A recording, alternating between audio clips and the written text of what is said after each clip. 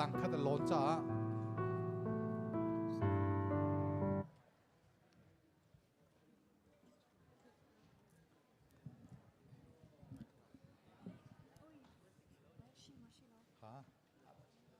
อันจริงนั้นอันนี้จ้าคนเนี่ยสิจ้าขึ้นสันนันเตอร์เลอร์นั่นคนสวยค่ะอ่ะพายขึ้นวุ้นทนลมชิคเตวุ้นกันหักตาหรือต้องก็เตชิคเตทุนนักวุ้นเสียเสียงกันเอาสลบ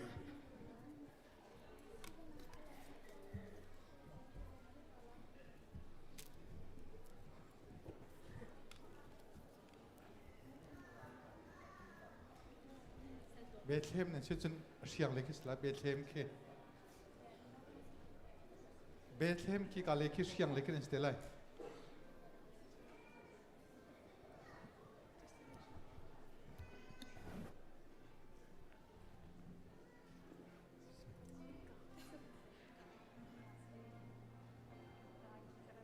อาร์ซานีขันฮิกาเลทุนนักตังคัดอลองที่ข้าหนูเลยวุ้นชิมปาเตนเฮาล้อ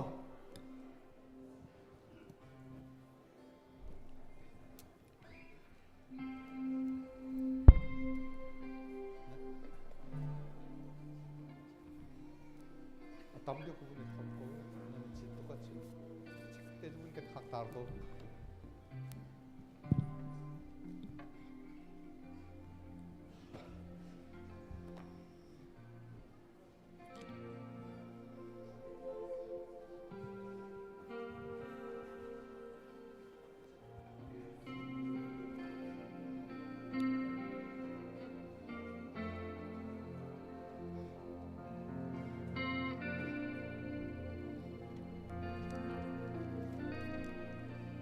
ฮิกาเลฮิกาลินอลองฮิกาหินฮิกาไม่จังเลหินอลองฮิกาหินอันหูเลยชวกมีแค่การเราฮิกาเลหินฮิกาไม่จังหินอลอง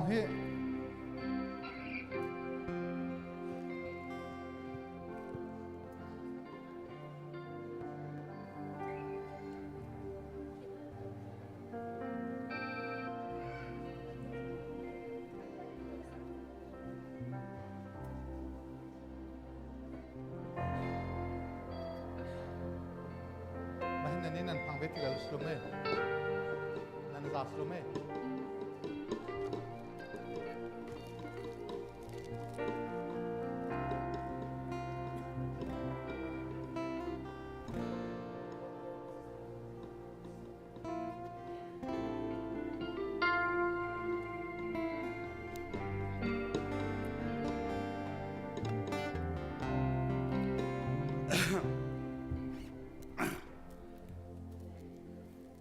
จะเชิญการจานอธินจังจ้าการประเทศทางธนาคารกำลังทบปันอะไร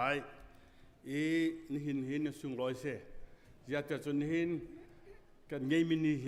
เอาพันไงเราสีบิสซอนไงเราเซบิสซอนไงเราเอาพันไงไล่ตาจงใจเอาชาจงไงเราไอซีบีซีลองเด็กกันไงมิเสคริสต์มาสกุมทาร์ติจบเป็นวิญญาณแต่ไงมิเสซูมตูสิลองมีพันไงมิเสนี่การจานนี่ส่งลอยบิกซีจะจอดกันกุศลเบียกตาต้นเฮาซาลมีปะประเทศเบียกเรนท่านเห็นร้อยเตนิสุงลอยสิตาบุชิมบุดูมิโจอเมริกาที่ทอกคันเลเซอร์กุมสริกุมมาจอห์นสมิธแคปเตนจอห์นสมิธแหละเอาไว้เลยมันนุ่งสักคดีอันดับพันในบ้านจีนอันตราติเสอีอันดับรัดนักโจเองละอันนวมโลติกเสลมลอย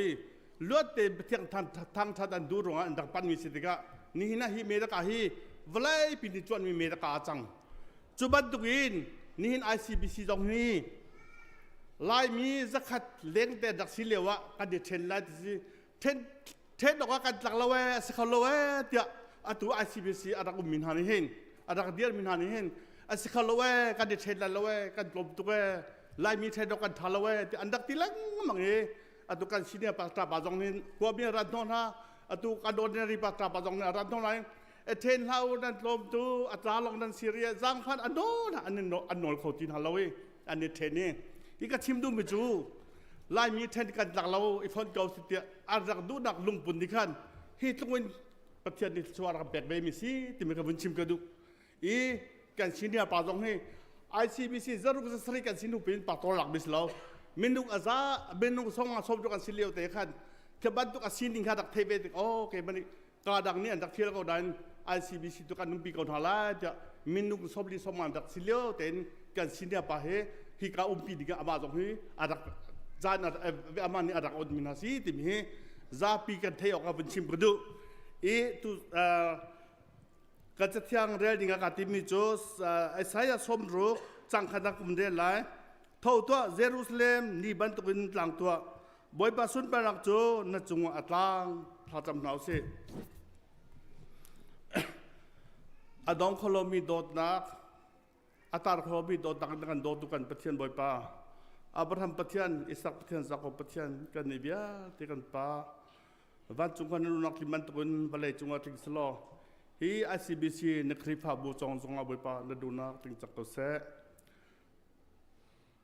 ปะเทียนคราโดดนักกันโดดตุกันปะเทียน ICBC กุมเลกวาจงลำนักช่วยมีกันเจ้าติกะ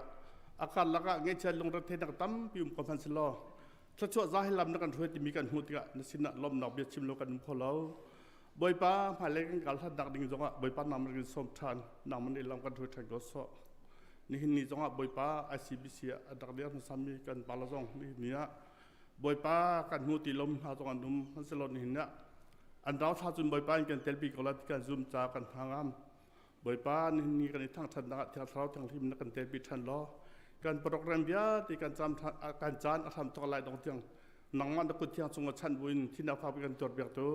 นักพาจิสุมินพันลมโบชานีนังวันสินะลบนักเทศกันจำกับเทียงบอยป้า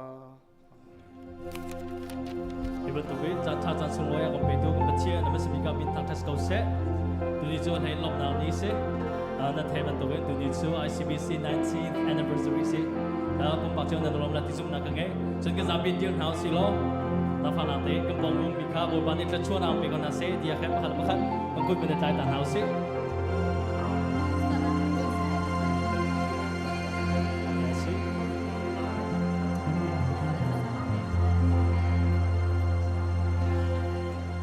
Alright, let's go.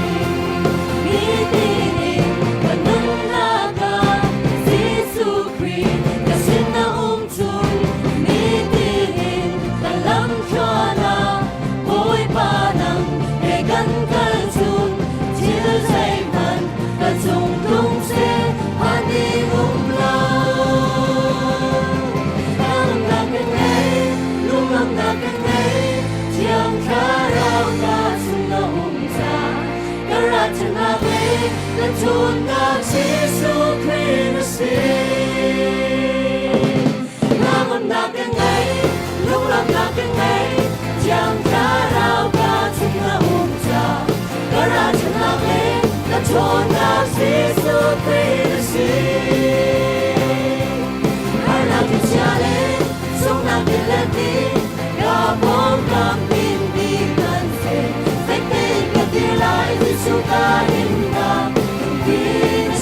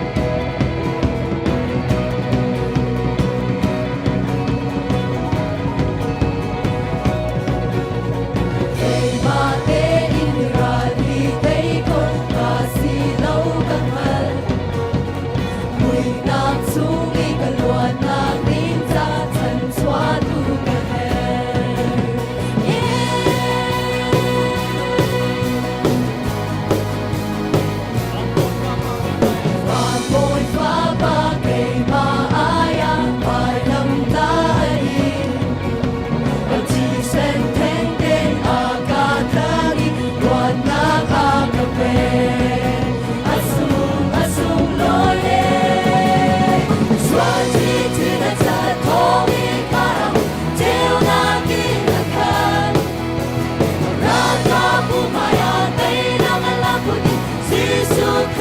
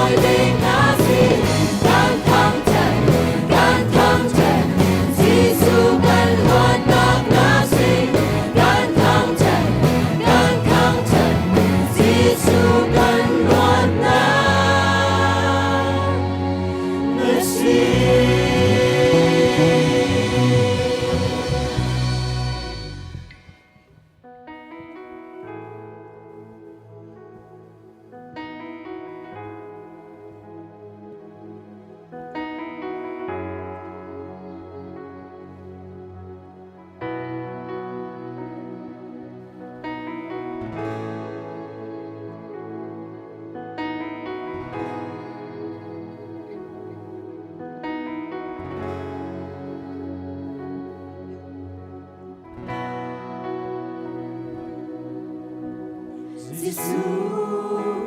azong zalin do tu adong lo mi do na he akado tu Giêsu kể ra chabi ta xuống tình lâu na đột na ta chôn na si minung sina en si kholo mi velde kam boy Giêsu maya tu kara chona ina si kholo mi zema na unga ni lo chala Giêsu nam le mi ta ple na say so se tu say so mi ge tu ge ma le ya na cha na tu na na ta cha ke her mi ya te tin cha boy ban fire ge ga tu ga ga no mi ya te a te na tu ga mo mi sa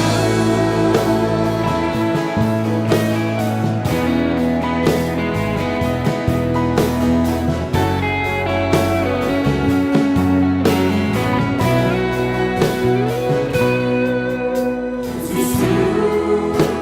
azong zalin do tu adong lo mi do na he akado tu Giêsu kể ra chabi ta xuống tình lâu na do na ta chôn na si minung sina en si kholo mi velde kam boy Giêsu maya tu kara chona ina si kholo mi zema na unga ni lo am chala Giêsu la le te ta ple na say so say tu say so mi he tu ke ma le ya na cha na chu kan nung na na ta tin cha na her mi ya te tin cha boy ma na fire ke ga ke ga do mi ya te a te na chu ga mu ni sa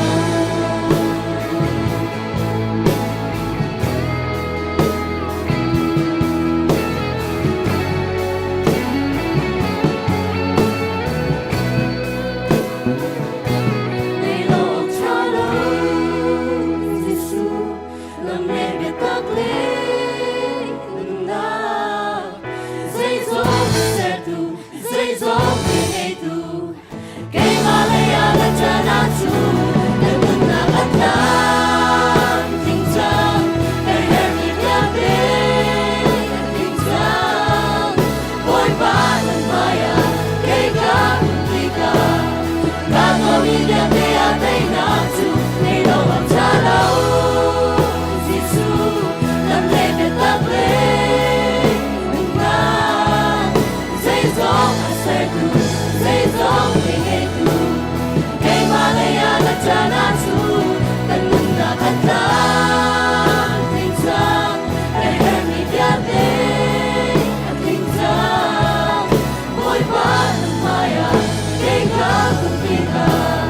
ga do mi ya te a te na chu ga mu ni sa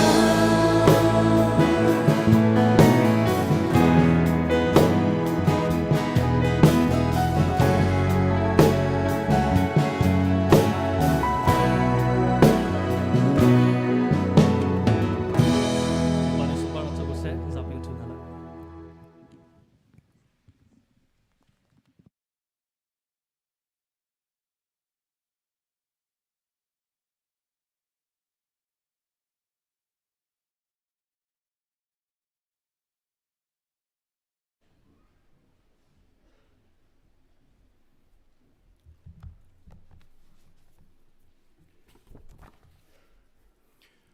avai lai kuanak ICBC Sunday สุงลอยเตอินบอยปาทั้งชัดดิ่งเลหุ่นขัดเตะประเทศเบียดจีดิ่งจานชากันไปตูฮิเดียร์หุ่นเตียงทรงลำกันช่วยตูกันประเทศอามินทั้งชัดดินเกาเซนี่นะรักชกเขามีซูมตูนูลปาอุลนาฟาเลเวลเตนันดีลักจุงะบอยปาชัดนักอดดนักอาจารย์ฟันนักคลิงเตนพันเกาเซอลวนเจียกุมทุม2020 ICBC Sunday อวัยให้รุกนักanniversary สำหรับรวมนักอารุเมจวบจน center สังนี้แชมเปี้ยนอันดับลักตุเตียงเต center สังกัดแชมเปี้ยนสิกันกุดวันเบียงเปียกตานักเสตุกุมเหตุCalvary สังนี้กันไตน์อะไรเดียติมตัวนักอันไงกุดเบียงเปียกเวียนเฮาเสสังกวานิเบตักเต็นสำหรับรวมนักดิ้งจะติมตัวนักนั่นไงนั่นดีลักจุงะกันในลมตุกประคัดนักลักดิ้งอาติมมีเลสารมนักอาติลมีวิลเตนันดีลักกันในลมตุกนันซาปีเตจ้ากันซาปีนี่คุณเบียงเกียกนาวเซนินสารมรวมติกะละมักเปตุนี่อันกันเทรนนิ่งเต็นสุงลอยเตอินจานกันพังนาไลใจปีปาทันดิ้งเฮดมีดังเอาเล็มเล่ามาเฮอดังเฮดมีสงขาอบิปียกัจเชลาเฮติกาเซลาสุงลอยเตอินปะเทียนกันทางจัดจินนาไลนี่หินICBC Sunday ทองชาชิมดิ่งกันสินะกันปุ่มปีมี American Baptist Church Greater Indianapolis Executive Minister Reverend Joanne Friesen ซงกันสินะกันเทลปีจุงกันล้อมตุก Thank you so much Joan for joining us today. Thank you for your prayer, friendship, and especially the message you will deliver us today. Could you please stand up for a moment so that we all can see you? Kan ilom tuk join. Thong cha chim laya kan senior pastor zong ni trom palte avin diar pite lai akong lam tele cha ama sin lop nak zong avin chim te lai ama hi kan mi phuna kan diar pi tu tak tak asi atutan atlein kan ram dau thlen nak cha le har tong mi na bob nak cha ti in Reverend Roy Mitli le ama hi betak ten akan tan pitu akan hoi thata tak asi i chun hin thong tha chim tik zonga hin kan za pi te ni fiang ten thai khau di usi tia holle ding zong in tim tu anak asi pastor biak chen hem zong ni hol ale piak te lai ti zong kha win chim cha zong kadu phone i pulpit chungi pangpardo te kan hu mi na hi kan hu mi hi pu daruk long sang le pi nai luin fapa Daniel atlung mang long sang kum lai sri atlin nak pathian sina lunglop nak an lang tar nak si kan fapa David Daniel long sang pathian itla chwa pe ko se lunglop nak le chwa piak nak kan kut win pe si nai zap chunga kan khri fa bu chung tel semi tlangwal chungboi thong ising tu anu pi samtang ni hubia korama molakan liam tak te thong kan thei khri fa bu ni kan nge chet pi ngai na khri fa bu min te in pastor te ni thut pi nak le thacham nak te zong ngai pi si chang chun ara lai mi Sunday February ni thei kwa hi pum di EC meeting te lai chun Media Ministry เรียนตัวนักอภิปิงไงประคัดอสมีจูกันคริฟ้าบุตรชงหินปะเทียนนี้ทองช้าชิมนักกันสิเสจุนปุ่มปากตีขันนักกันสิเสมีดังจ้าท่าจังเป็กเขาตูมีนงตั้มปีกันไงไหนหินหาจ้าหินอะไรอินวิดีโอคลิปเตตัวอินซาปิสินะชั่วปีดิงชั่วดิงฮีติมตัวนักอันไงมาจู่ๆอันนี้หินซงอาหินทองทันอันกันเฟียลีจู่จ้าขัดินคลาฟตินเตะขันนักมันลีเทสติโมนีวิดีโอตัวนักเฮียไลจู่จุนเสหรนักอันไงมีเตะขันดูมีบิดังจุงะปะเทียนทองท้าชมมาดูมีนี่ media ministry kan pet lai na lai in siama nute a phone number 317-560-6418 kan pet lai lai chu ti te chun zapi sina ti te khan na lang ter nak musak nak te lai ti kha hunin som kanin du na chun maizar Sunday talkin upa Bible chon nak minute pashan thlinga kal langmang thok se changlai ti jong kha hunin som kanin du na chun Sunday kan ipum tiki kan chua laya hin kanin honam deuh to ni chu cha in pa cheu khat ni toidor nak ten nol nak an kan tua mi chu rang tukin nan chua chana khin pong kami kan falite le chun kan tlun kan kala khin ti nung de we nan kan rin piak khong ham matia nol nak bia an kan chai ma chu upat nak te he kan za pi te in kan thin lunga che cheu selo pum ti ni kan chua pa hin in hon ham lo in rang tukin moto mong lo ding in jang fa kanin nol na chuna dong nak pakhate som nak asi mahi koram do thlen nak he pit lai in ramleng mi pol SSR timi group ni shoi nak in director ku pau ni now yang ni la lan movie an tuai ma chu movie thangai ngai si pai zak tani he sumlam pashain palikar khika slide chiu thong hol khi building pi akhin khika pong akhin an pia lai bichim nak le movie jong ka voi ni pia silai chu chun ran tel pi cheu lo chun kol ram til rol te jong kan zol lai anti chu jong a chun amat mini mai zak tani yang ni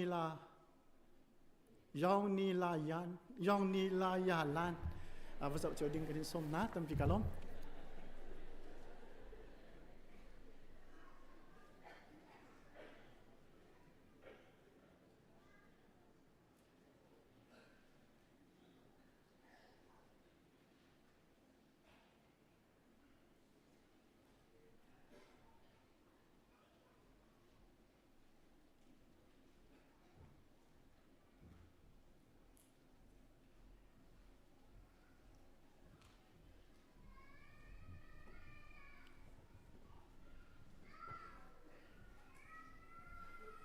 Sila kan dilak lung thau ten pathian tam chat nak la sa ti ding dian hau se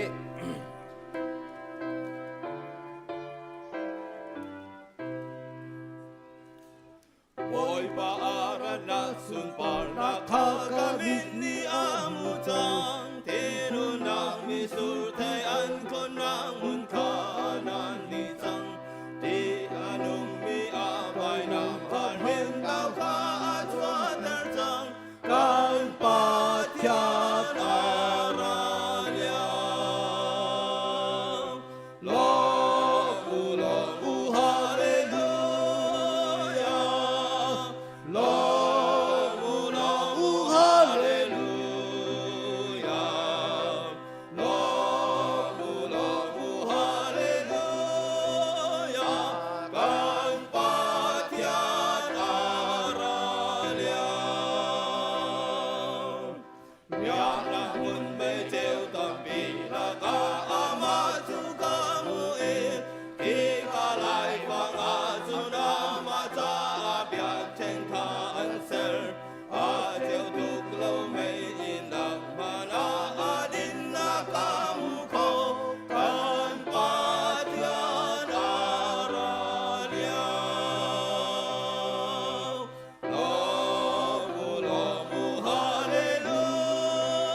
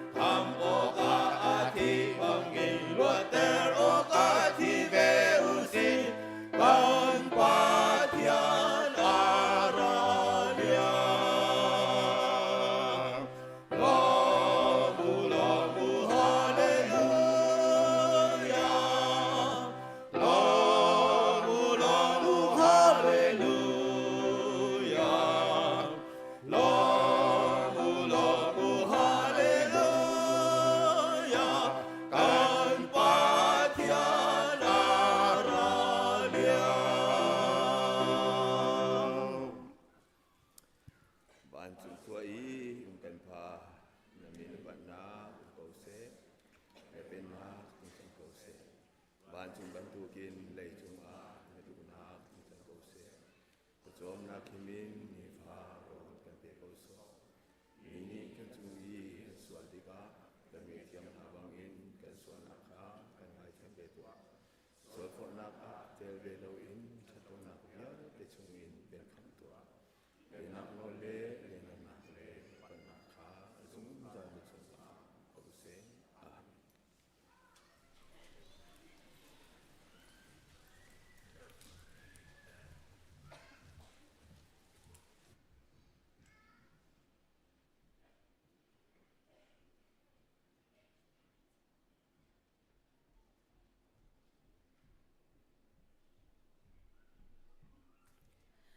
นี่หิน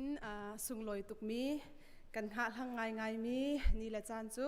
กำยักมีประเชียนลำช่วยนักทองและจางฟ้านักทองอินดำเต็นกำพันทันจังซาปีจงนันโจลจักนิงและนันชิลชุกไอนิงและกันหูติกาเห็นกันยังไงชิงชันนันทดอรไงไล่จงกันยังไงตุกจังที่มีเตะข้าวันชิมกันดูจนดิฉันข้าวันช่วยกันเลยหินมีแรงแต่เตะจงกันในจาขันนี่หินมักเปตูintroduce ก็ตัวอะไรก็ตีรัชเชลข้าบุญชอกเหลวอัดเกี่ยวอะไรอะก็การอะไรเห็นมีปีไทยกับบุญเดียร์ตาเต็นหาอะไรทองทันดิ้งตำกันในเล่มตีแล้วมักแปลกหนึ่งแฮเปตไลน์จุนกันหูสาระคันกับบุญทันดีจังเก่าอีมาค้ากันอยู่รินจังไหลดังใจทองทันดิ้งแล้วจนตัวนี้สังเรียดนี้นั่นกันติมเปียกนักจุงะสังกิบนั่นจุงะลงหลอมนักทำปีกันในที่มีข้าวบุญชิมชับกันดูอีมาบริจินเนี่ยกันเทรนนิ่งเตะขันกันกันไหลอดอกนักคอมไบควายาตุค่ะฮิกาเลยากันมินาถ้าช่วยตูจำอุจมบอลจำนี่ซาปีค่ะช่วยเปียกดึงอินฮิกาเลยมุนินหินสมกันดินดูนังมันเนี่ยกันช่วยเปียกเตะสดละจนตุตัน ICBC กันโจลจังนิ่งกันหูติกะกันมาเลยจนว่าไงตัวเลยตามจินเรารวงอาทิตย์ลมไปเตะสองชักกองแฮปปี้ไลน์อินกันมาตามจินเรารวงขันอิทธิส่วนนักเตะจงข้าเลนอสินาเตอินบอยครีมินอินนั่นกันไทยเชียมจ้าขันกันที่ลมตุกตบีจงข้ากันมาปฐุม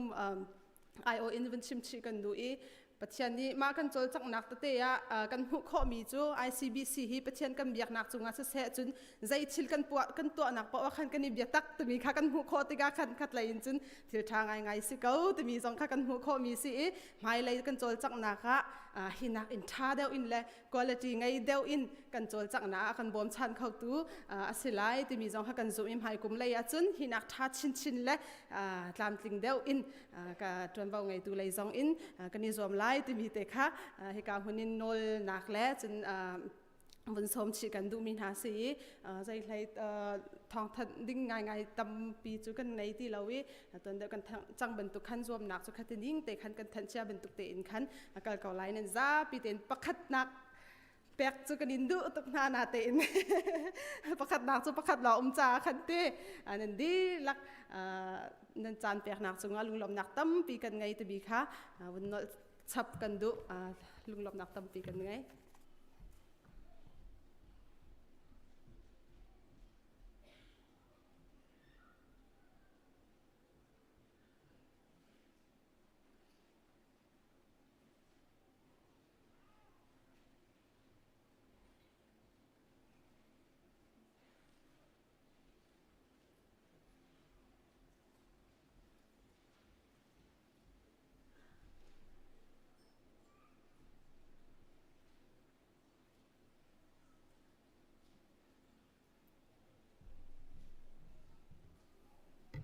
Zapiten boy pa may atla jam nase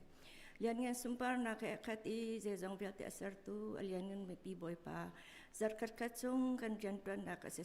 sia in kan kai na ka se kan kal kan na ka se boy pa nang manilam na kan truai na kan pi dam na kan pe ke ka pa ni hin nen thiang ni zonga nang ma thang thak nak chan sung loi na kan pek cha hin boy pa kan ni lom to ke na min thang tas sa ka se lian ngen sumpar nak vial te ka boy pa nang mani chaw ram ko boy pa mai ka ya chak mi fanu pa na hi kan za piten mi chambao mi swal kan si boy pa kan hur ka in se kan ruan akin se kan kute kan pin se boi pa kan tlam tin lo na kan sual kan pa nak vial te khar kan ngai tiam pram ko chen sina te dor ten kan hal boi pa cheu ra che khoi chu kai ma ta ase ka biak in tiang rak pu u le chwa kan pek la pek na lau ra kan nek sak to u ne ti bang khan boi pa atwa cheu ra che ko tin se tholo min se na mai ka kan rak put tran chang bo boi pa hi cho wa jong hi nang ma lian nga sum pa nak alang tar tu cho wa si kho na ka nang ma sina kan in up tran ko boi pa ape tu fanu pa na cha jang thla kan cham boi pa an jan tron nak lot in kho na kha boi pa an in sung kho sak nak jang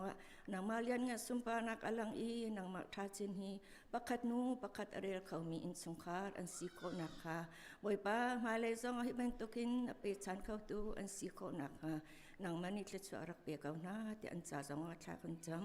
boi pa pe thian ape khau ri lo mi fanu pa na jong cheu ra che kwa thi nang ma ta si ja hi an thai ko i an pek kho ve na kha an cha jang thla kan cham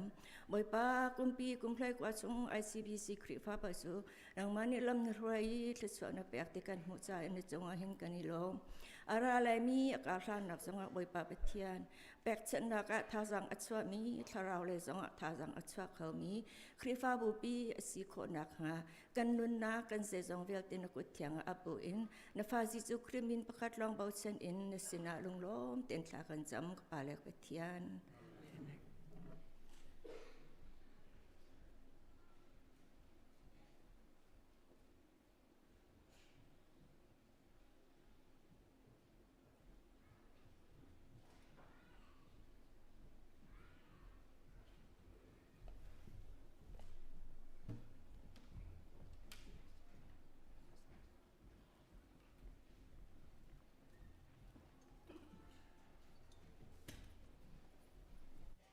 mà speaker hay ban tu insan tha chan sungai kan ser pek tu kan biam pe chairman thang thas ko se chen kai zong a chan tha ka hu kho ve cha kalom e ka rak sang ding chu zum tu nun zia tiswa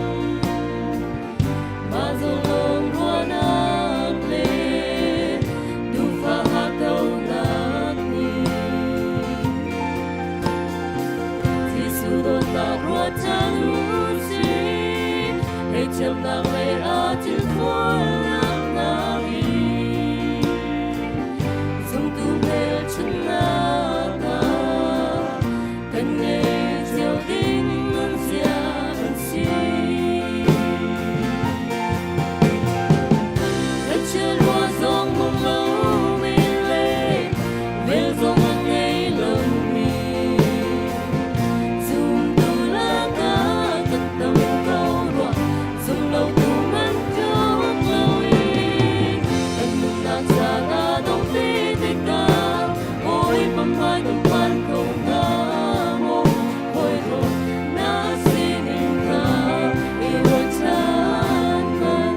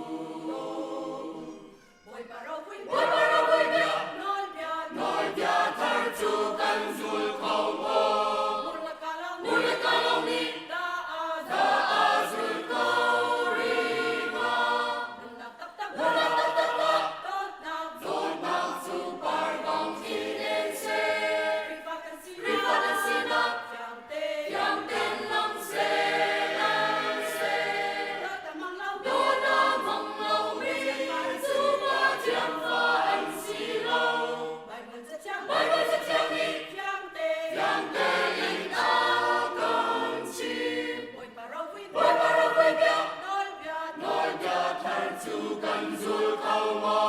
rifa kan si na tiang ten lang se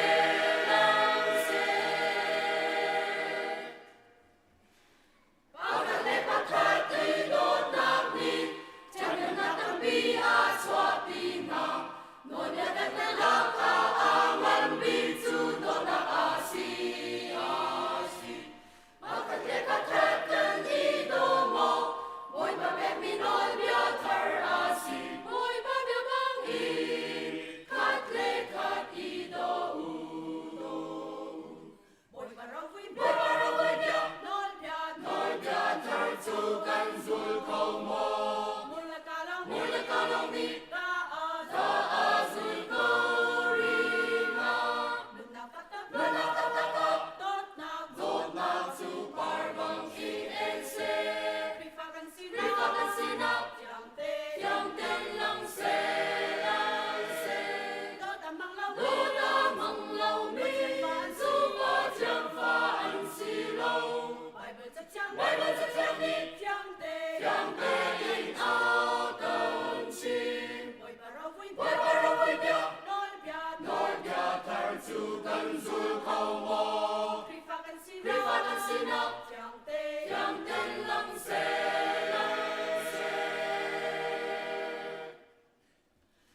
do na nei ba nei na u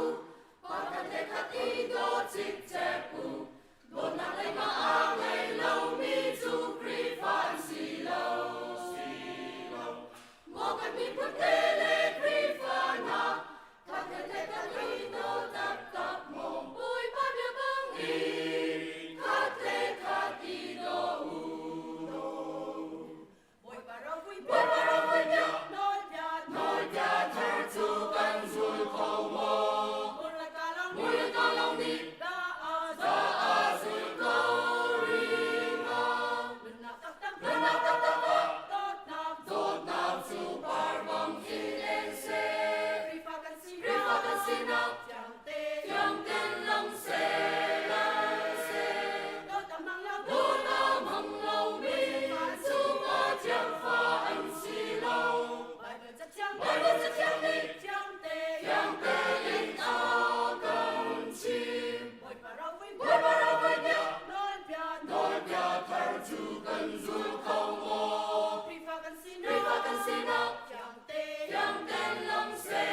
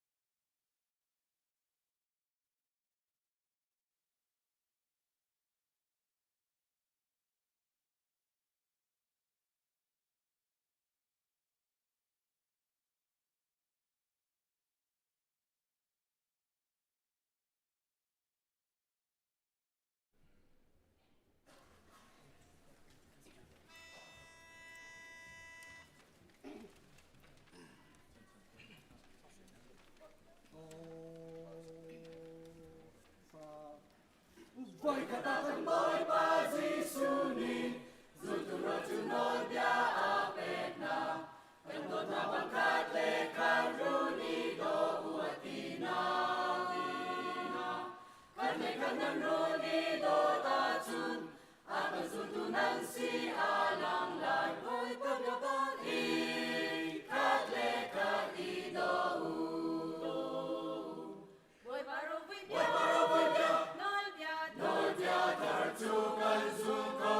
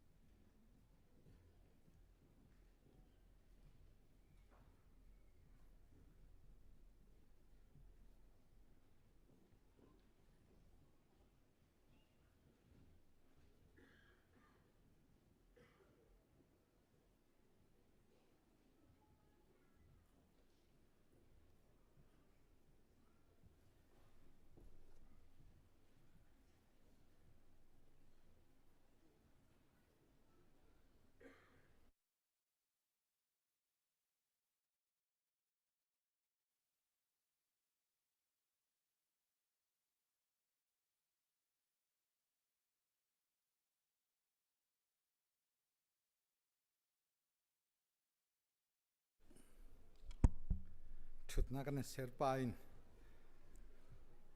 นี่หินซื้อจะเห็นได้ไกลโลดแต่มอโตก็มองอีมอโตมองกระเทียมไก่ไฮเวย์กระลุไหลกระทินกระตุกอตุรมันตุนกินกูมีอะไรมีจุดละอาจูมีจุดชิมเราอะไรมันเราอาจูมันมันกระทินอตุรอตุดึงพุ่นกินกูมักเปิดทุกปนหันจาลใจลุกลงรถเทเดสิงหากเตอะไรมันเจียมีผู้ทุ่มมันสิผู้ทุ่มกะอามาเกเปกขบักนั่นอันดีละเกปักขันนักเกเปกดีนะ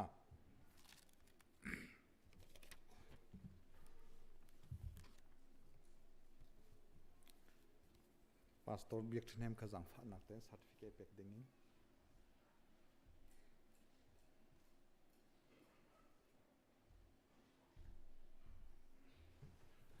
อตุจานเจนเอาทาร์ปะเทียนสินะเปกนักจานสไลนันมินกวุนชิมกวุนเอาติกะในปุ่มข้อจังฟ้านักเต้นอำไฮเตียวุนกันช่วยปีดิ่งกวุนสมนาฟันูดิมเซียนหอยอาปาปูกำเซียนมังเลปีฟาร์ทเลนี่อำไฮยะช่วยปีดิ่งกวุนสมนาจุนเป็นหินากาฟปาดดทังอาปาดดเลียนปูดดเลียนอนุปีงุนทปาร์นีอามายาช่วยปีดิ่งกบุญสมหา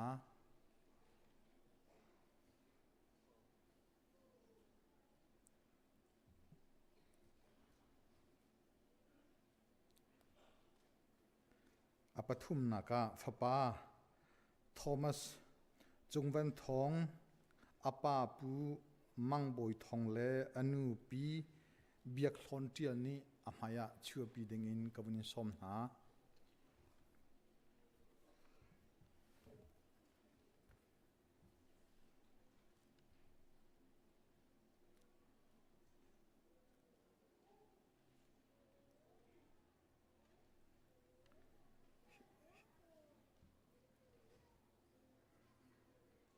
ฮิกาอะไรเดี๋ยวทิ้งบุญทอนอะไรเลยทิ้งอะไรอะบุญเรา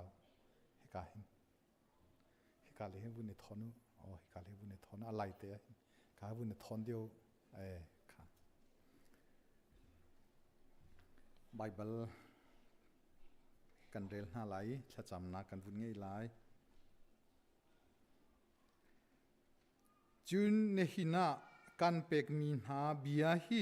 นาลุงชงะนารีอัตไหลนาฟาลคาเฟลเตอินจอนเปียกหาไหลนาอินชงอีนาทุดาเสเสลำอีนากาลาเสเส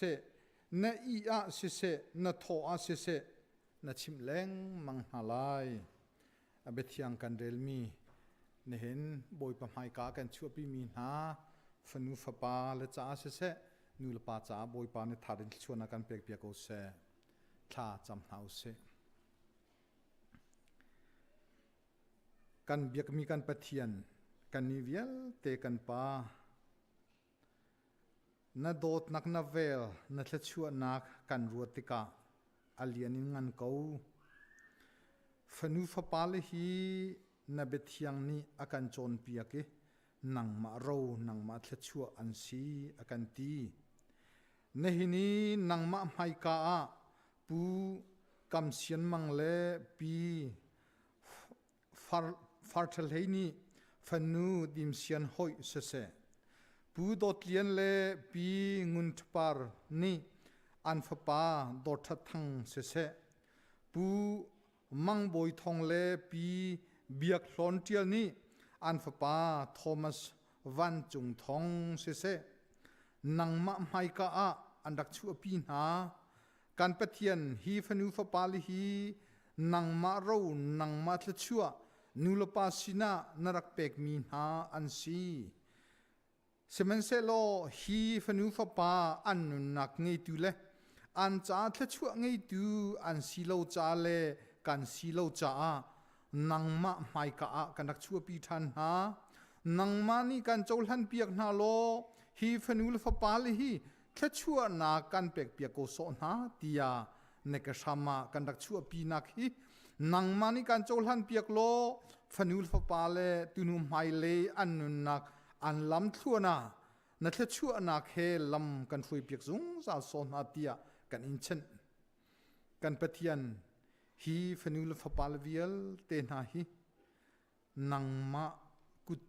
ชวกอันซีนังมาเซอร์มีอันซีกันปะเทียนตุนหุมไฮเลอันนุนนักอันล้ำทั่วอันทันนักอันโจลจังไลนักเวียเตฮีนังมาทะชั่วมีอันซีนูลปาลงอลมเตอร์ดูอันซีขอนักฮาอันจาจงอาทากันจำนูลปานี้ฮีฟาลเตฮีปะเทียนเบียนี้อาการโจนเปียกเป็นตุกินบอยปาเจเป็นตุกเดียร์มุนเจเป็นตุกจานอันพันจงอาฮีฟนูฟปาลีฮีนังมาโรนังมาทะชั่วอันซีเป็นตุกินท้าเตลเฟลเตลดิ่งเตนบอยปาอาจนเปียกซุงจัลตูอาจนเปียกเทียมตูอารวยเทียมตูอบิกลาเลอินนังมาโนลเบียชงอาอากาลปีเทียมตูนุลปานสีขอนักงาอันจะอัตลากันจำเปียกนาฮิฟนูฟปาเตนกุชงกันอินชัดนักเลนุลปาใจเทชัวฮัลทากันจำนักฮินังมันกันเทงไอเปียกโลเทชัวนักกันเปียกเปียกโอโซเดียนุฟปาจิสุครีประคัดบูชันอินนัสินาทากันจำกันเปเทียนอาเมนข้ากันในล้อม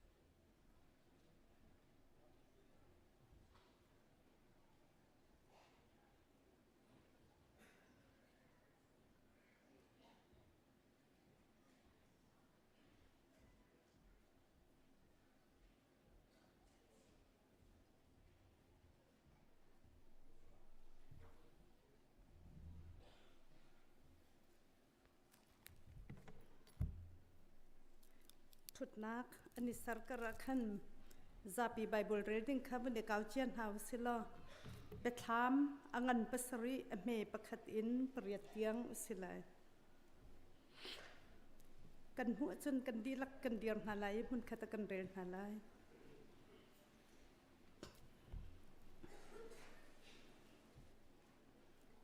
เรียนหาวสิจุนหูอาจุนบันจุงมีปลีวลัยกิลลีจุงอีอันดีรคากะหูอีวลัยจุงขีตูปลีนาคาวลัยจุงอาสิเซริลีจุงอาสิเซทิงกุงจุงอาสิเซอันทานนักมาเล่าอันเท่านาจนลิชวาไลอินบันจุงมีอดังปักขัดอนุงมีปะเทียนจะเข็ดนาเคอารัดคากะหูปะเทียนนี้วลัยเลริลีโคโคนักโนลอแปกมีวันจุงมีปลีคาโอฟากปีอินเอานาวันจุงมีนิจุนกันปะเทียนสัลนาคาอันจัลอาเนลชุนนากันเข็ดนาทานจูวลัยเลริลีเลทิงกุงคาทอกนาลาอูเตียอตีจนอันจัลอาปะเทียนจะเข็นนักอินเมลชุดนักอันเข็นมีนาจูทองสกัดเลทองโสมลีเลทองลีอันซีอิสราเอลพุนดีลักชุงอินอันซีเตียอันกัดชิม Judah phun in thong lay ni Reuben phun in thong lay ni Gad phun in thong lay ni Asher phun in thong lay ni Naphtali phun in thong lay ni Manasseh phun in thong lay ni Simeon phun in thong lay ni Levi phun in thong lay ni Issachar phun in thong lay ni Zebulun phun in thong lay ni Joseph phun in thong lay ni Benjamin phun in thong lay ni an si kan đi là kan thun hạ lại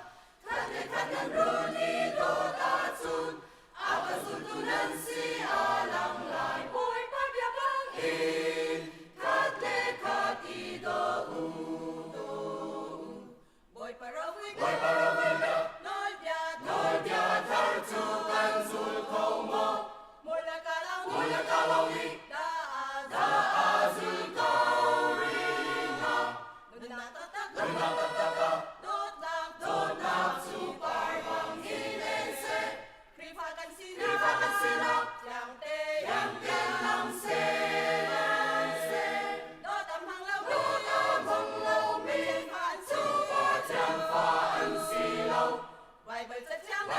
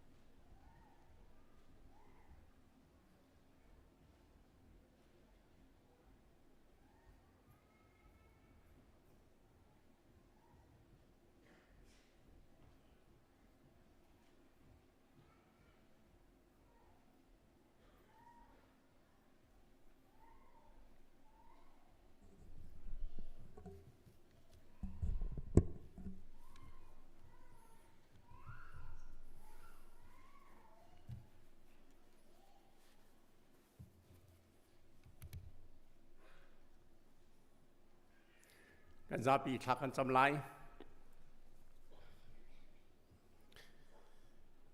วันละเวลายาเรียนงานบิ๊กบอยปากันประเทียนวันละเวลายประเทียนนางจูโครหารประเทียนนสิเกานาทิลตัวมีเวียลเตะกันเจ้าติกะอาโดอีอัตลามัดลิงหลายมีนาอเมริกากันรักพันคาเตะกุมซอมลีและกุมลีร้องกันมาลองกันสิรัวเตียกันรักรอยวากวายินลุงแรงเงินกันรักกุมจานอาสาวเราสมันสลอจุนหัวนางมานีอเมริกานักันรัวกันคริฟาบุญนาฮีบอยปากันเจ้าลอใจทุกันดาดอเตียกันซุมนาฟาเลนีฮิตลุกินควายนาทาเรมนาอสังกิปินกันเรมเตลัยที่ฮีกันมังพันดากันมันมีสิเลาสิมันสลอนางมานิควานคานไลนเรลลางนักลักนาทิลตัวมีเวียลเตเห็นในดอยอาจึงตกครึ่งรันนาจงกันในล้อมนี่เห็น ICBC ชัวจำกุมเหกว่ากันหลบนี้ฮิบันตุกินโอละใจยินนางมาเห็นกันในทั้งทัดนักฮีกันจะสุลำไงแต่เขามัวจงไงแต่เขากันมิทามาจวนแต่ลอกันลุงมิจอนกันหูแต่ทานเขาเห็นนักท่าเดียวจงอินกันถวยริเขาเดียกันในซ้อมฮิลาจงมีเวียลแต่ละจานตั้มปีจานอเปมีเวียลแต่หาจงกันในล้อมอาทิลขอริโลมินหาจงอันนี้เตลนังหาจงนางมันถวยเขาหน้าฮีกันคริฟาบูจูเกมานิกันโดนหาบรรทุกินประคัดละประคัดดออูกันที่บรรทุกินกันทัศักมีจงกันนิโดดนังหากันสักเล้งมังมีสีอาราไลมีลินและท่าละกุมจงอาหินจูโดดนังในจนอาการรวยเป็นรินังหาทากันจำนี่เห็นเนี่ยเบียกินพันเขาเรามีดำเรามีเวียลเตจ่าจงทากันจำสิจงอาศิเสอันอินาศิเสขวดลอนรวงอภันเขาลมินหาสิเสจางเจรวงอภันเขาลมินหาสิเสพันอดุเกานานอภันเขาริมเรามินหาจงอาสิเสนัทชวนาคุมเขาเสหินเบียกอินเทียงหลงล้อมเตียนดำเตียนอันผักเขาเจียวหนังหาจงฉากันจำกันชวนาขั้วกอรมาใจจุกันอาหารนักตีกันมุกันไทยกันชิมกันเรลนังมานี่กันมาทานในไทยมีซีกอรำจงได้นักสอเสตีฉากันจำอิทาและทิชวนักตีทาเสตีจงกันดุง่ายกันทะลุทาซียูเครนรำจงไอหักเราวันนั้นทีเล่งมังจุจงจนไทยมีซีหุ่นดังจงอาทัดมีเล ลินหินร่วงอาทาร์กิลิซีเรียจงอานิขัตตะทองกุลทองงานหานทีจุจงจุบอยป้านังมามุมีสิเกากันวันเลยฮีอานิงจังเราตุกกันวันเลยฮีอามานิงนักกัลตีเราตีนเทเกานังมาขานนักเสลอฮิบันตุกหิมเหล่านักเละที่เซนชวนักฮีอดีนักฮาอดีจังนักฮาขวาคันเปียกโซเตียจางฝากกันนินฮัลบ่อยปากันปะเทียนกันครีฟาบูหินี่เตียงนักรวยจากกันล้อมอาราไลมิเลทาวิลเตียจงะนักกดเถียงกันจงะเขาเสนี่เห็นนี่นัฟนูเรเวรนจอห์นฟรีซันนี่เบียอากันชิมลายมิซองนังมานี่ขวาคางล้อกันจ้าเบนุงสิเขาเสเรเวรนจอห์นฟรีซันนี่กันจ้าอินเดียนาโพลิสอมีแบปติสครีฟาบูวิลเตียนหาจ้าอเมริกาแบบที่ชัดเจนวิลเตียนหาจะสานลายไงสิเราหลานะเป็นเซนาลาลายอสเตรเลียแคลิฟอร์เนียกีร์ไลบ่อยปากันทำไงไล่เสมันสลอนังมันนี่อาจารย์นักเขียนเปียกตะกันซุมอากีร์ที่กันลงล้อมเตียนนักฟกีรีเอานักเป็นเซนาลักนักมุ่งซงนังมาทั้งทัดดูแลนักจาเรียนตวนตูอันนูป้าฟรีซันเฮเจเฮอันสิขอนักฮาชัวนักเปียกเอาหน้าอันนี้เห็นกันในปุ่มนักเวียลเตโดเตนนักกันช่วยกันในล้อมกันส่วนปนักกันไงเทียมนฟาจิสุคริมินทากันจำกันปาปะเทียนอาเมน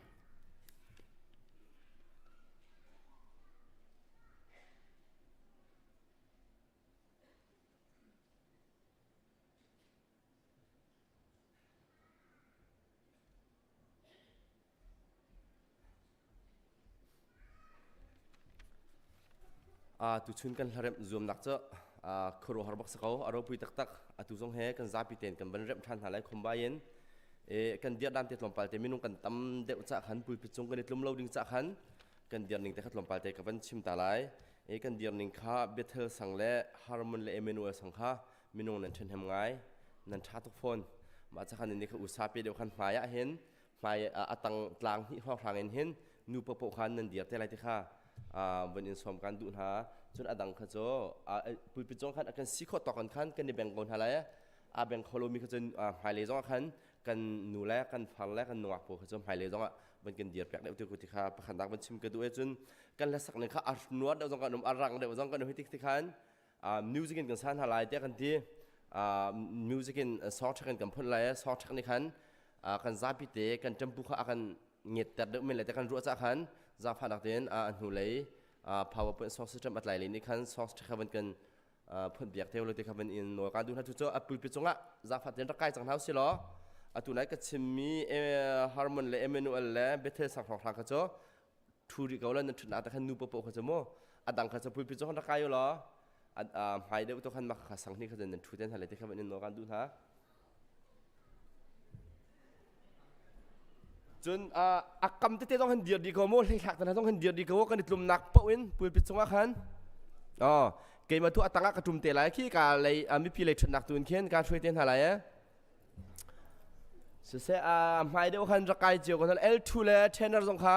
นั่นมาเลยนั่นซีนิงเจียวเต้นรักไก่ก่อนเท้าล้อที่ข้าไม่เฮสิขอจน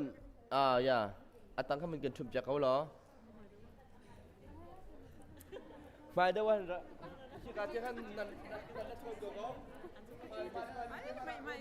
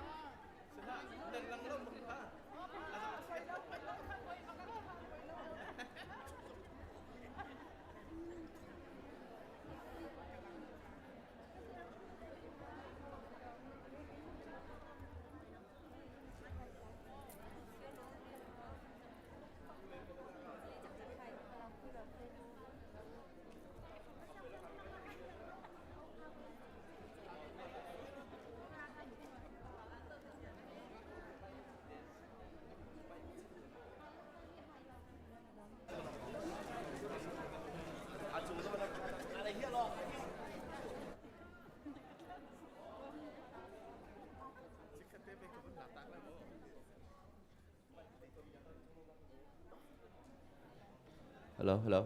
ok mà ta khán ở đây ngày chẳng cóอาจารย์กันหลักปะไรจากขันเสียละสองชักกันสักไรที่ขันประหัดหนักอวันดีนขันลมปัลเตอินทูบันตุกเตะอวงกันละกันหลักสุดเต็นหลายจนอปันนี่หนักและอคอรัสอวันดีนขันโซโล่ลมปัลเตะกันไหลนิจานะบุบียกระทับบันตุกันขันนั่นไงปะเจ้าก็เลยเตะกระโดดเตะสันใจค่ะปัดเราติงเตะขันจนอาจจะต้องข้ากันผมจนรักจะปะเตะเขาหรอ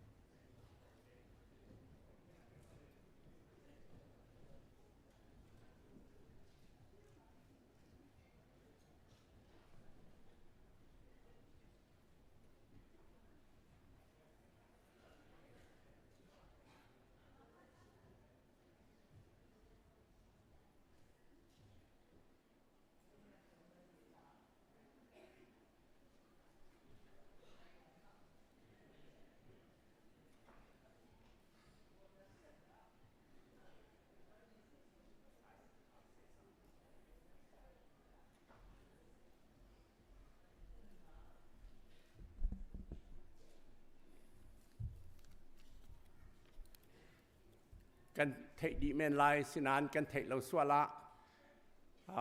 ฮีกันหอยหนูฮี Reverend John Friesen si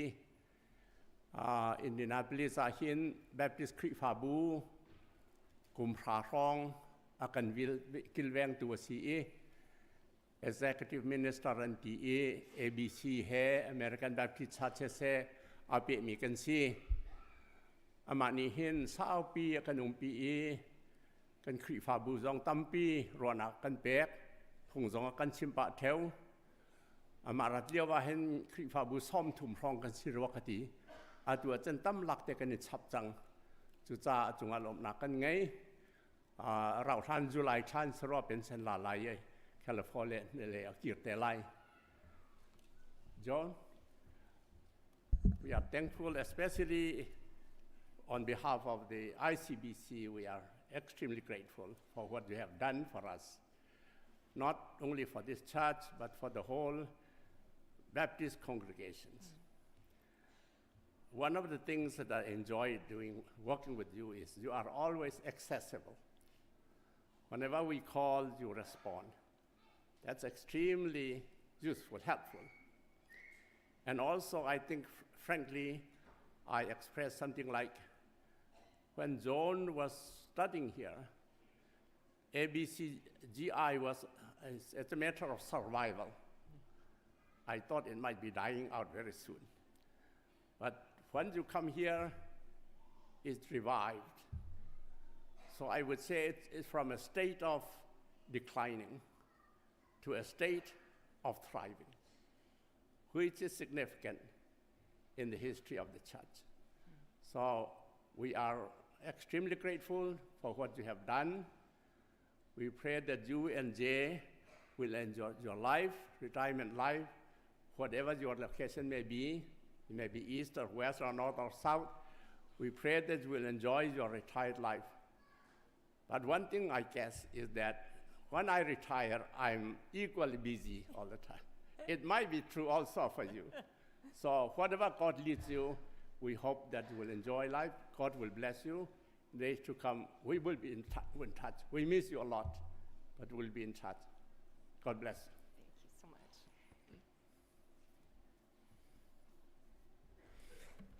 Good afternoon. As I approach my retirement, I want to say it has been an honor to work with your pastors, with so many of your leaders, with some of your younger adult leaders. And I am especially thankful to have been a part of the Burma Advocacy Group, along with Dr. Keo and Von Keo and others who helped push the Burma Act through Congress and continue to advocate for peace and justice in Burma. Pensin kalak lai si chang cha na malai mi pol nan throi tu pol herian tu na nuam chun Burma Advocacy Group pol he zong rian kan 20 kai nom ngai. It is also one of my pleasures as executive minister to acknowledge significant moments in the life of churches and pastors. Executive Minister ka ton lewa hin kri fa bua achang mi thayok lak te ti mi pol tampi kam hu mini zong han akalom ter. So I want to invite two of your pastors to come join me up here, Lal Tung Oi and Tulang Teng. Nam pastor panhi Reverend Lal Tung Oi le Reverend Tulang Teng am hayarak chok dingin kan norn ha. As I am here to celebrate your 19th anniversary as a church, I also want to acknowledge a significant anniversary for these two pastors. Hikahen krifa bukum lei kwa atlin kan lomben tukin nam pastor panhi na cha a ni sungloi sive tia karwati chute chuchan van lakta kadu. Last year marked the 10th anniversary of their ordination to ministry. Nikum masla khan Reverend nga nakum sha atlin nak si. And I am thankful to have been present that day at the CBC USA convention when you were ordained. Reverend am pekna lewa CBC USA kai jong kaitel kho ve cha kai lom ngai. So it is my pleasure to present you with these certificates acknowledging your 10 years of ministry, and on behalf of ABCGI, thanking you for all you do. Chucha chun ABCGI IO in kum sha nan tlin rian tuan na thillo na certificate pe kan dun ha.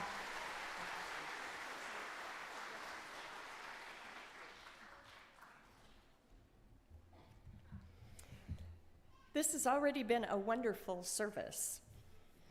Korwa her chan man na kasi ko.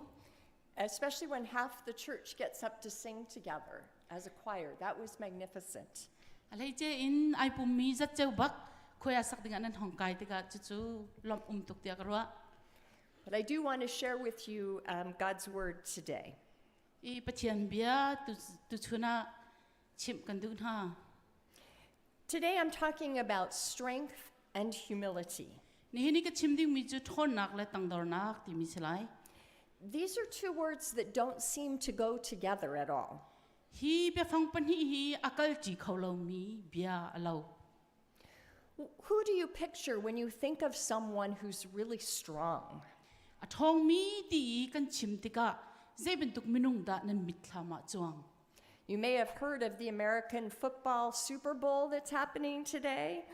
American football Super Bowl song sang ai chal mi minung pol kin mitlama chuang lai ta karwa. Sometimes we think of those big football players when we think of people who are strong. A thong mi kan ti tik na football ai chal mi minung ngan pipi a thong pipi ki kan mitlaman chuang. And we think about the power and the force that they have. So a thong mi ni chun ani nei chi mi je thon nak til ti khot nak ani nei chi. And what happens when we imagine someone who's humble? I tang dor mi ti akan ti tika zeben tuk minung da kan mitlama chuang. We tend to think of them as very small and meek. A me mi dele zai silo mi te ki kan mitlaman chuang. Humility is not usually listed in the top characteristics we want in a leader. Tang dor na kan ti mi hi vai shoi tu tha ti mi dir hona kan mitlama kan chuan tar bar mi silo. Yet listen to how Paul talks about how we should be like Jesus as he writes in Philippians chapter 2. Paul ni zai tinda Jisu Christ bentuk nun zia kan chonok si dia chimmi Philippi angan penhi ta kha kan chimlai.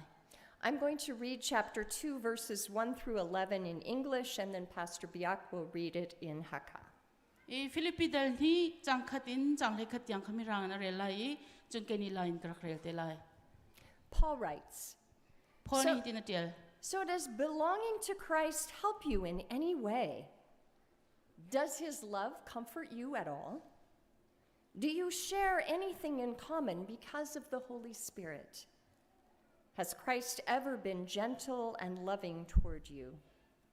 If any of these things has happened to you, then agree with one another. Have the same love. Be one in spirit and in the way you think and act. By doing this, you will make my joy complete.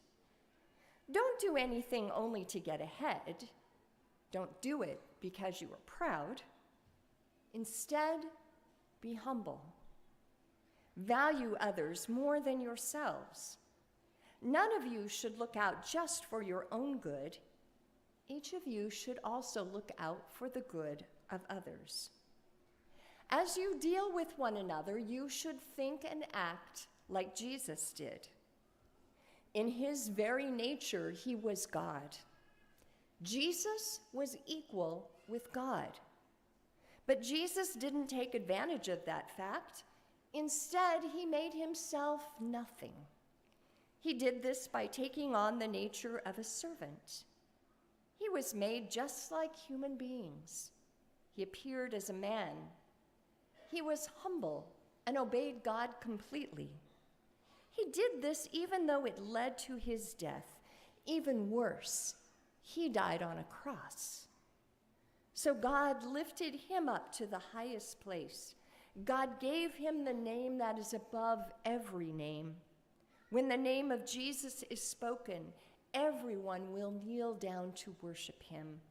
Everyone in heaven and on earth and under the earth will kneel down to worship him. Everyone's mouth will say that Jesus Christ is Lord, and God the Father will receive the glory. Kri chungin an nunaga ni khan an thon ter na mo adot nak ni khan nan na ngam ter na mo tharau he hoi kom nak nan ngei mo pakhat la pakhat nani do in nani jang fa mo kan fial du min ha chu hi he si lung thina khatu pakhat la pakhat I do u lung rual te in umur to kalom na khitlin taru pakhat le pakhat I entai nak le ma pumpak thang that kol nak khanan laka ter hlau toidor nak lung thin tu kha ngai jeu lo midang nak in ka tha deu tia zaitik mana warwat hlau chun midang du ning kha mu thiam izom lo nan ma du nak long kha rot hlau nan lungput chu khri ni arak ngai mi lungput kha se se chu chu hi si pathian sina kha angai zungza me se kauna in ram in pathian tluk siok kha chu oka are lo ama lung thaute tu in chu vial cha hlot di I sal sinak tu kha alak minung bantuka achang I minung mui in alang mi toya ador I nol ngai nak lam kha thi tiang an azul vailam chung thi nak kha hi ronga hin chunglei asan nak big hunakin pathian ni achoi I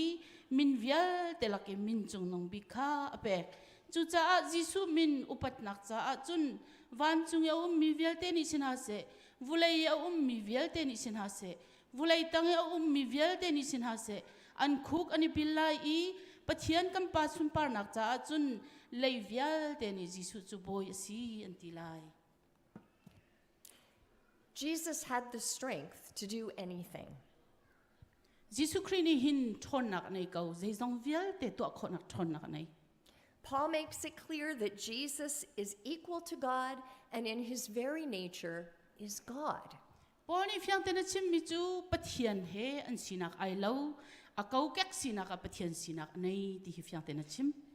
And that means Jesus, like our God, is always with us. Chim do mi chu Jisu Christ chu pathian bentukin kan sina a zungzal mi pathian sinak nei mi si. Jesus is all-knowing. Jisu Christ chu zeizong vial te a thai tu pathian si. Jesus is all-powerful. Jisu Christ chu thon nak vial te anei di tu sifon. Yet Jesus coming to earth gave all that up. Sinain vulai ya arak tum tika hin chu sining vial te chu achia ta di. There's a classic country hymn written by Loretta Lynn that says this. Loretta Lynn te mi country la sak thiam mi ni hiti hin la phwa.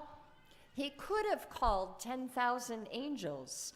Adua chun van chung mi thong sha jong a au kho kong na. To destroy the world and set him free. Vulai pi hi shroi ama lot nak cha to kho. He could have called 10,000 angels.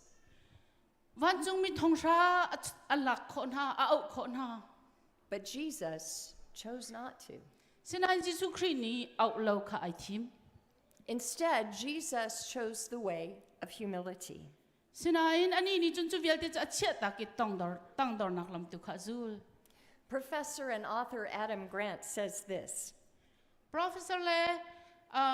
chatil thiam simi Adam Grant ni hi chim. There are people who feel entitled to get respect. Minung cheu khat chu upat du nak cha dinga upat nak mini ko upat na se ti nak ha ding cha a. They aim to be the most important person in every room. Hi an malan ma khaje tinda ni rotia chun khan chunga an tika an ma kha be pi bik minunga ni chia. Humble people strive to show respect. Ai tang dor mi minung ni chun mi vial te kha an upat na. They aim to make everyone in the room feel important. Khan chunga mi vial te kha abe pi mi minung an sinak kha an lang ter. And isn't that what Jesus did? Chu chu Jisu Christ ni to ve mi si. Paul makes Jesus' choice clear. Paul ni Jisu Christ ai thim mi kha fiang ten alang ter. He made himself nothing. Zai man lowa ai chia. He took on the nature of one who serves. Mi rian tuan tu kha ai thim. He was humble and obedient. Ai tang dori no ngai na azul. So how do we see Jesus live this way of humility? Zai tinda Jisu Christ ni chutluk tang dor nun in chun anun ti kan zau lai. I'm going to share 3 with you. Phun thu min kan zau lai.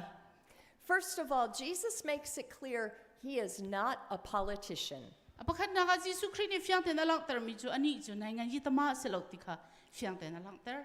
We don't see Jesus on a campaign trail asking for people's votes. Mi vial te khara ka zul na se tia ama lai tang ding zai tik mana me aswebel lo. He's not standing in front of a crowd saying, Let me tell you how wonderful I am. Mi bial tem haya dirin zaitlukin da kaido rakazau to rakazul to tia alembal halo. Instead, Jesus speaks directly to people. E ani tu ni chun mi pi kha achim mi kha darakin achim ko. And he says what he's going to say, whether people will like it or not. Mi pi ni an tu lo zong achim ding ati mi kha achim ko. He doesn't care what the Romans think about him. Rom mi pol ni zetindan roti zong kha rot lo. He's not trying to gain favor with King Herod. Siang perang Herod mit mai nga zong ai tim lo. He's not looking for acceptance by the Sadducees or Pharisees. Sadusi pol le Pharisee pol ni rakachau lang ha se ti zong kha ai tim lo. He doesn't care about political power in any form. No ngai nak anai min ha chau za uk tun ha kha zai lai man in ani ni chun an nol tanga nol zul an mai upat nak pe kha zet man ai zom lo. Here's the second way we see Jesus living humility. Apan hi nak ai tang dor nun kan hu mi zai da sitia chun. Think about the way Jesus interacts with people in the gospel stories. Thong thajal tu thong thachak pali ya zetin da Jesu Christ ni mi he ani pe tlai ti min nun na ka khen tampi mu kho se. Some of my all-time favorites are about people who get the least attention in society. Ka war big mi thong thacha ka war big mi bol ju Jesu Christ ni mi ni zai an rel lo min ha be pi ya achia mi a ro ton mi kha se. These are stories about children, Hak chakong hak chia zetin da pe tlai ha ti mi zong women, nu pol kong the sick, azo mi pol foreigners. mi phundang pol. Yet all of these are clearly valued by Jesus. Hina pol hi Jesu Christ ni chun man ne ya chian ha. They always receive his full attention because of his great love and compassion for them. Adot nak la zang fa nak ronga an ma kham mi be pi an si ti kha zongzal alang ter. Think about Jesus and the children. Jesu Christ la ngak chia kong kha van rot manu. The disciples tried to shoo them away. Zul tun hani khan ngak chia pol kha kal na se tia thol ani zom. But Jesus saw they were important. Sinain Jesu Christ ni chun hi ngak chia zet lukin da an be pi ti le kha mu. And I love that we had the time to dedicate children today to show how important children are to our church. Ni hina ngak chia apna kan to kam hu mi tik zonga tampi kai lom ngak chia hi khri fa bu ja zet lukin da an be pi ti alang ter. Think about the woman at the well. Chun ti than nak pong ya mi nu kong kha van rot manu. She was both a Samaritan, a foreigner, and a woman. Samaria mi si mi phundang si I chupina nu si phone. No good Jewish man of that day would have even spoken to her. Juda pani chubin tuk sinak pan hi anai mi kha chon kha an phunga ase kholo mi si. But her encounter with Jesus changes her life. Sinan Jesu Christ he ani ton nak ni anun nak athen. She goes back to town and tells everyone about her experience with Jesus. An khwa akiri Jesu Christ he ani ton nak kong Jesu Christ ni acha ato mi vial te chim mi vial te kha mi vial te chim din ha. But I think the most important way we see Jesus living humility is this. Zaida abe pingai tia karwa tia chun. Jesus chooses the way of peace. Jesu Christ ni dai nak lam zetik po ai thim. I think this is most clear from a time of crisis for Jesus. Alai che in harsat nak aton nia hin fiang ten dai nak ai thim mi pa si kha alang. Did you realize that Jesus had problems? He faced crisis like we do. Kan mabin tukin Jesu Christ ang hi harsat nak arak tong ve. Kan mabin tukin chu harsat nak chu arak tor ve ti kha nan rod bal mo. I'm talking about the night of his arrest. An tlai zan kong kha chim du mi si. All four gospels tell this story. Thong that tia nak chau pali ni akong lam za piten an chim di. And you may remember Jesus has shared the Last Supper with his disciples. Chun kani chin chalai tia karwa chu hlana chun adong nak zan ri akha azul tu di lak he an ag. They have sat around the table sharing that Passover meal together. Rol chu mun khat tia chaboi pakhat an kuli an ag. And Jesus' heart is getting troubled. Jesu Christ athin long afak ngai ngai chang. And he says out loud what he's been thinking. Arwa mi kha Fak pi in thang pi in achim. One of you will betray me. Nan malaga minung pakat ni nan kazuar lai ti achim. The disciples are all so shocked and surprised. Zultu an krua hart an laudi. They say, "What are you talking about, Jesus? Zaidan achim Jisu Christian ti. That will never happen." Zaitik pana chang lai lo ti anti. And as they continue their meal, Jesus finally turns to Judas next to him. Rolam van ai adong na ka Jisu Christ ni Judas sinachun ahoy I achim. And he tells him, "Go do what you must do." Na tua ding mi chu vakal lo tua kau chang ti ati. Judas leaves and the disciples sing a hymn and go out. Chun zultu pol he chun hlan sai alengan chwa.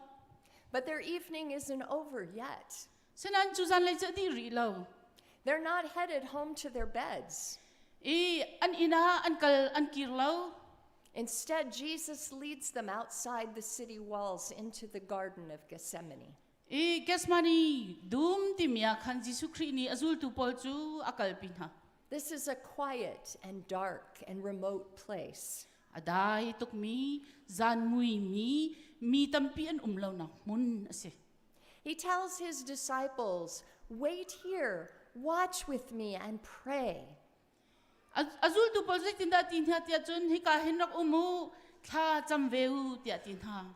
He goes deeper into the garden with his 3 closest disciples, Peter, James, and John. Azul tu laki adot pik mi Peter la James la John I au in dum lai fang avathu de na ka akal pin ha. And again he tells them, "Stay awake, watch, and pray." Inghil la u ithangu tha chamu tia tin ha. Jesus goes further into the garden and kneels to pray. Jisu Christ chu athuk de mi chu ka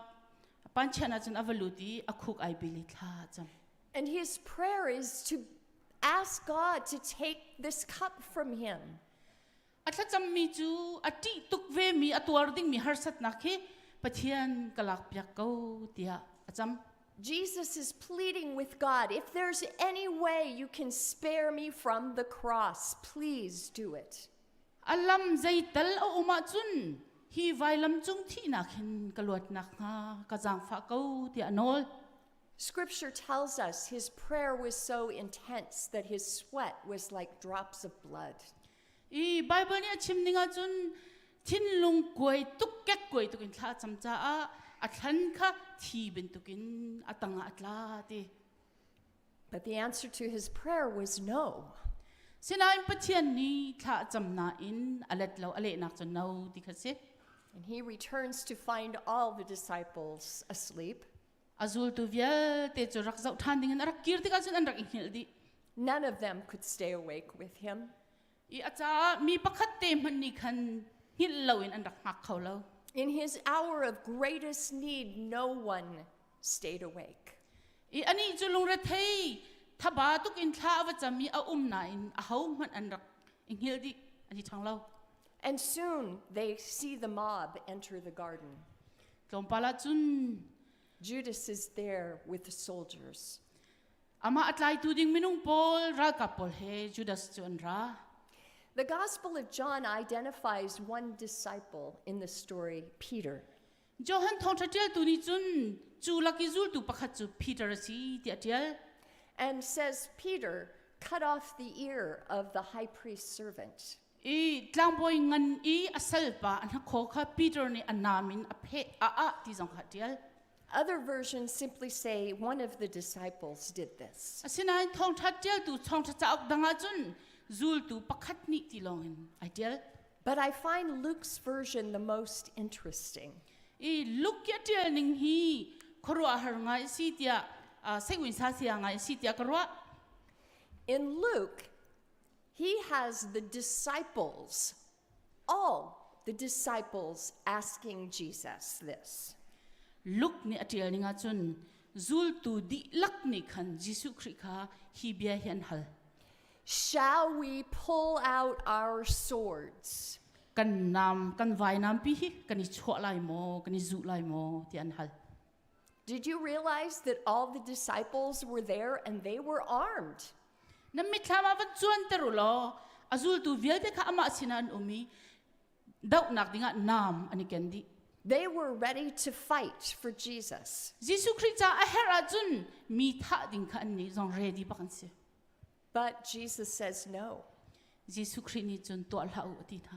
That is not my way. Chu kazul mi lama silauti. He heals the ear of the high priest's servant. Tlang boingan sin umpa an ha khozong chu adam ter. And he willingly gives himself over to be arrested. E rakat layu tia ama te in ai up. The disciples drew swords, but Jesus drank the cup of humility. Azul tun hani nam ani clear thi kliawa Jesus Christ ni chun tongdor nak shai ai thim.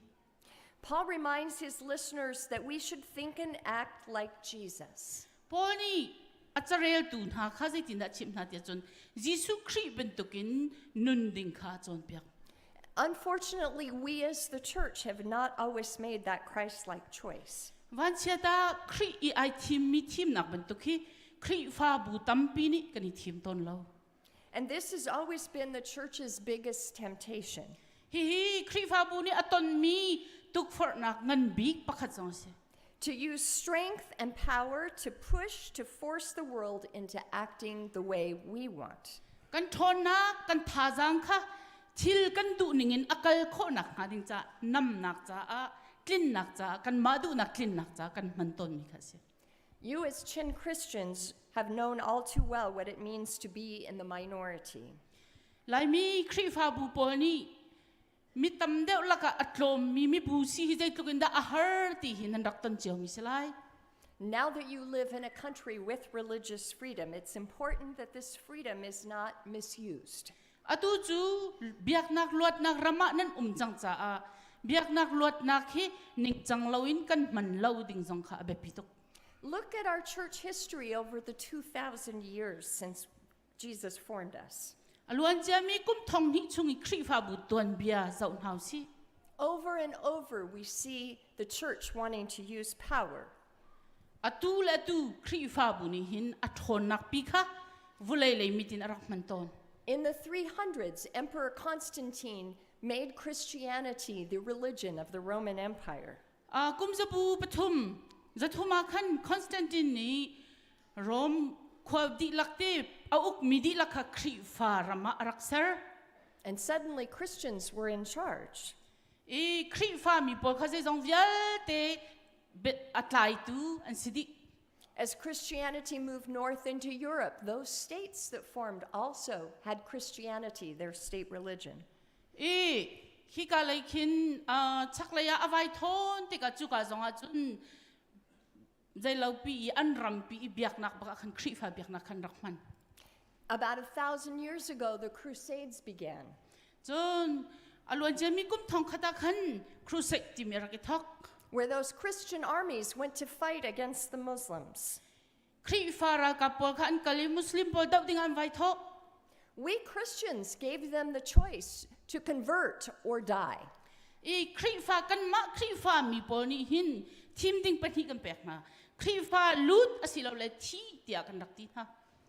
When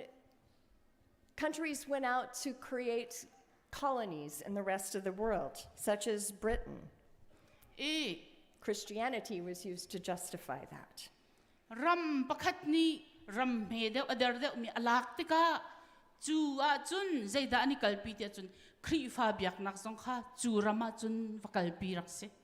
And slavery in this country only lasted so long because Christians were defending it. Chun hi karam zong ni hin sal zot nak sau tuk arak nun tari chu chu zai ronga da si te chun khri fa mi ni an rak dir kam tuk cha khan rakse. In all these ways, the church has sought to use worldly power instead of relying on God. Hivyate sininkan zautika Christ fa buni vulai thon nak pika arak man pathian sina ingat chan lawin vulai thon nak arak ruai ti hyang tem mu khose. Every time we as Christians have gone from persecuted to privileged, we take advantage of that privilege. Christ fa tuan bia kan zautika raksam mi Christ fa bu sinak in uk tu sinak none nak pek nak pek mi an von sitika chu nol nei nak la zalon nak chu ning chang lawin rak man jung zala sitika fyang tenalang. And I contend that the church has always been at its worst when it tries to hold on to power and at its best when aligned with the powerless. E kri fabu amui achiat big nak hi athon nak kha vulei bentukin ning chang lawin amman tika amui achiat bigi ai do big chan chu thon nak anei lo min ha sina adir tika ai do big. Jesus has never forced us to follow him. Jisu Christ ni zaitik panaka zul shim shimut ya akan hek ballo. Instead, Jesus invites us to join the work of God happening in the world around us. Chunak sa Jisu Christ ni akan som pathian ni vulaya atwa chua ma mi arian tuan wedding in akan som. So we are called to be a humble church. Chu cha chun kri fabu hi ai tang dormi kri fabu som kan si. And that a humble church is not about ourselves and meeting our own needs. Kri fabu ti mi chu kan ma kan her mi la kan ma du mi to nak kha siak selo. It's not about thinking our church is better than others. Kan ni kri fabu chu mi dang kri fabu na kan atha de ti mi jong kha selo. We don't take pride in the fact that we're Baptist or we have the correct view of Scripture. Chun Baptist kan si cha Bible kan mu ning jong ha man big ti mi jong kha I u na ka kan manok selo. Instead, we seek to be like Jesus, to think and act like him. Chunak chan Jisu Christ bentukin ruwa nak le to nak kha kan nei ok si. This means when we see the needs of others, we are moved to act. I punang kan chimse chun mi pakhat khat ni an her nak kan hu te ka to lawin kho lo dingin kan akan jolter. That we have empathy with those who are traumatized by catastrophe or oppression, and we act in response. Harsat nak fa nak shem nak atong mi kan hu te ka zang fa nak in kan nun nak kha khati an ma cha tuan du nak thin long kan mi kha si. This is why our hearts hurt so badly for your homeland of Burma. Chu cha chum pai atu nan khwa nan ram asimi kol ram kong kan ro a kan thin long a fa tuk ve chu. It's why Jay and I pray for Burma every day. Chu cha chun jele kai zong ni cherte kol ram cha tha kan cham. It's why we have gone on multiple occasions here and in Washington, D.C. to protest. Chu cha chun sanda pya dinga atu in hika in Washington D.C. atu le tu kan ni jong kan ni tho ve. Because a humble church is based on the very foundation of Christ's sacrificial love for all of us. Ai tang dor mi kri fa bu chu kri ni nol ngai nak lam azul mi ahar mi lam azul mi khan ai ngat ding mi se. I have seen Indiana Chin Baptist Church be a humble church. ICBC kri fa bu jong ai tang dor mi kri fa bu si tia karwa. I've seen your great generosity in so many ways. E nan siang ngai hun tam pia nan siang ti kam hu. I know that your support for your Chin family and friends is beyond measure. E korami mi nan chung khar chai nam bo min ha jong kro har tak tak se. And that you have responded to needs over and over and over again. Zait lukin da a her mi thil pakhat khat a tika zaitin da nan bom chol na ti mi kha tu le tu ke jong ka mu ve. I've seen your generosity and your response to giving to ABCGI. ABCGI chungi nan sian nak ka mu tik song ha hin asiang mi kri fa bu nan si. And that you have stepped out on faith and increased that generosity every year. That I'm so touched and appreciative of that. Ka thin longa ka tong tok mi chu chu nan sian nak le nan pek nak chu kum fatin nan thanter nan than ti kam hu ti ka tam pi kai lom. I've seen you be a humble church in the way you offer hospitality. E nan ni chu mi dang khwal ado tu zong nan si ti kha kam hu. I'm thankful that not too long ago you were able to share your space for our annual gathering. E kum khat voi khat an to mi cha zonga mun nan kan hlan. Every time the Burma Refugee Commission and other ABC leaders have come and wanted to meet with Chin leaders, you have always opened your doors. E ABC le in shroi tun ha le ko ram ko nga a her mi chai ding a pau a nan mun pa nan kam pek in kan on. And in this past year, as we worked with another young adult mentor group called Christ-like Leaders, ICBC has been our host. Chon kan nukum zonga khan Christ-like leader ti mi kan to ai จูจงอาจุน ICBC นี่นั่นอินนั่นกันเซน I was on a Zoom meeting this past year, and a friend was asked to close in prayer. อีซูมทัดจำนักะเกยจงกรักอิตาเวอีจัวจุนกันจวนห้อยนี่ฮิติหินทาจำ And at the very end of her prayer, she closed it with this. อัตจำมาดองนักะฮิติหินดองเตอร์ In the strong and tender name of Jesus. อัตทองมีเลอันเนมมีจิสุคริมินินทากันจำเดียดี In the strong and tender name of Jesus. อัตทองมีเลอันเนมมีจิสุคริมินิน The world says, take what you can get.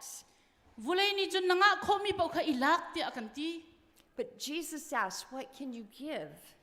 สินะจิสุคริจุนใจดันเปกลายเดียดี The world says, might makes right. If you have the power, you're in the right. วุเลยนี่จุนนัทอนปะปะว่าจุนนังมาจุติจาอุปัตมีนสิลายเดียดี But Jesus calls us to join him and be servants of all. สินะจิสุครินี่จุนอามาเรียนมิดังจ้าเรียนจวนตุสิดิงสัลสิดิงอากันโซม The world says, be strong. วุเลยนี่จุนทองอุเดียกันที But if we're to think and act like Jesus, we must be humble. สินะจิสุคริจอนเปียกนิงจุนกันนี่จุกันนี่ตังดรอกสิ And the reality is, I don't think we have to choose strength or humility. อาศินิงเดียจุนทอนนักมอตังดรนักดาเดียปักขัดอาศิลาวปักขัดไอทิมดิ้งกันสิลาว And Jesus is the only one who really can do well with strength and humility, with humility. จิสุคริฮิอามาปักขัดลองลองนี่หินทอนนักเฮตังดรนักเฮอปันหิเดนอากาลปีเขาตุปาสิ But we find our strength in humility. กันทอนนักคริฟาบุยกันทอนนักจูกันนี่ตังดรนักหินอาIt's when we are humble that we find our strength in God. กันนี่ตังดรติกาหินปะเทียนสินะกันทอนนักอลัง May we, God's church, find strength through our humility. ตังดรนักินปะเทียนสินอารามีทอนนักอมูมีคริฟาบุสิดิงินปะเทียนนี่ทศวนักกันเปียกเปียกเส Amen.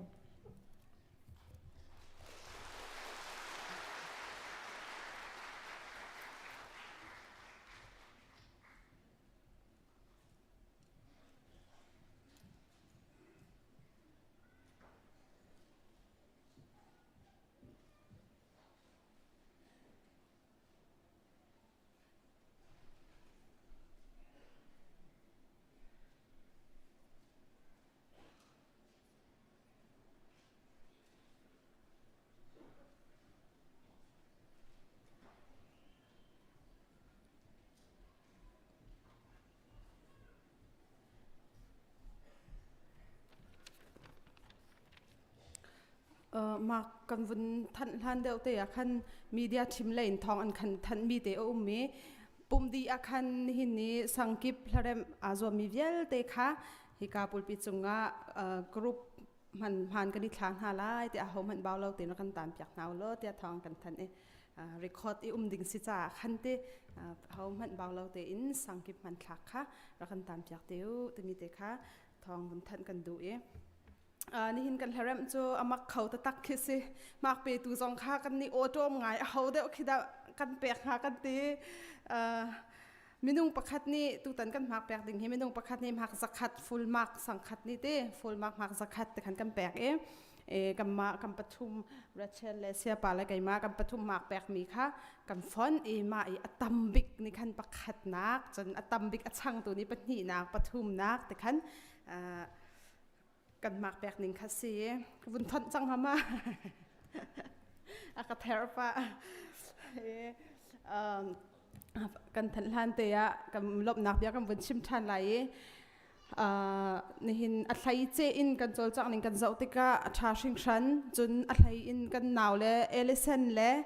กันฝ่าเล่ปนีป้าปนีเตะค่ะมาจังหักเชียดยันอันกันเตลปีติกะขันลุงอมุยตักตักปัจจัยนี้ไม่เลยอันการทันอาทิตย์ส่วนนักปีชินก็น่าเสียแต่มีจังใครกับมุนิวุ้นชิมกันดู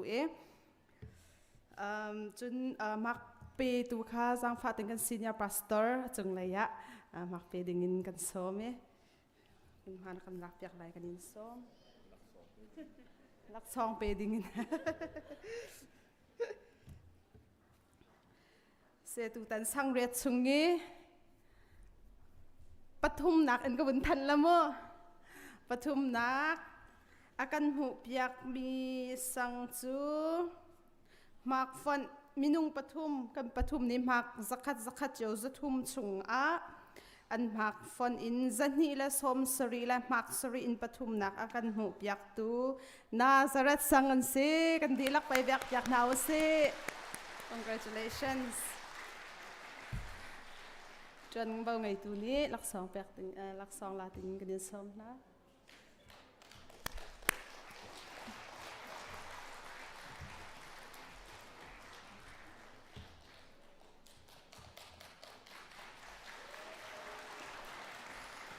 กันนี่ล้อมจนปัญหานักกันหูเปียกตัวค่ะมักจะทุ่มจุงงามักจะนี่และสมสรีและปะกวาอินGreenwood Song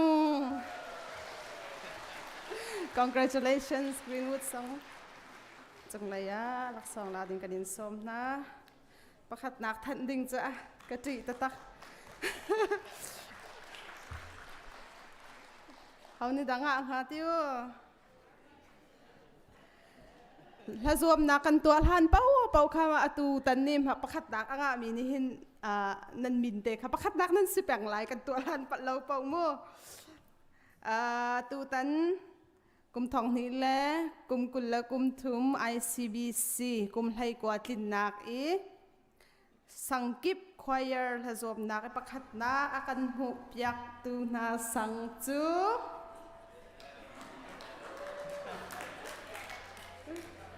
Harmonและ Emmanuel Fan Congratulations Dear Diu Anti Ron ako pini จนเบาไงตัวนี้ลักษณะนั้นกันหลักอยากหนักหลายกันยินสมนะกับพี่อันนั้นปัญหาอินคันรักใครที่เขาสุงลอยตุกซีประคัดนักมู่จูนั้นปัญหาแต่คันรักใครเขา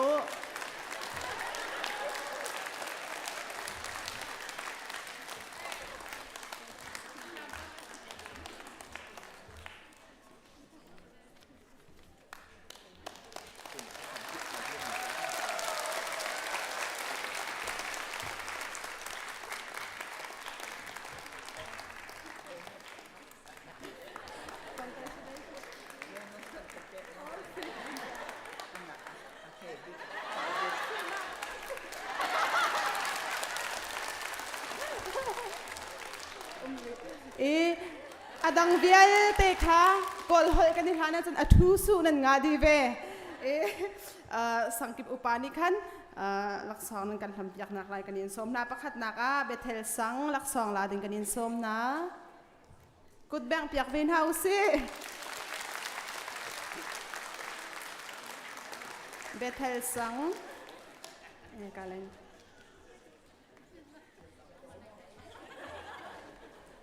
จน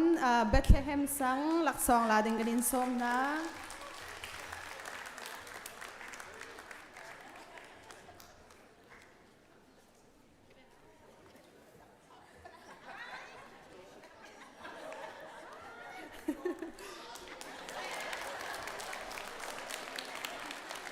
จนกัลบรีสังลักษณะลาดิงกันดินส้มนะ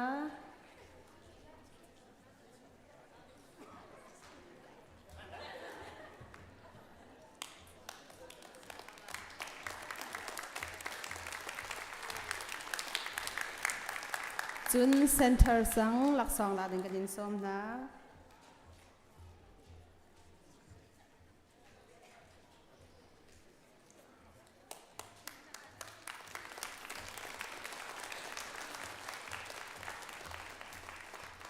จุนไซออนสังลักษณะลาดิงกันดินส้มนะ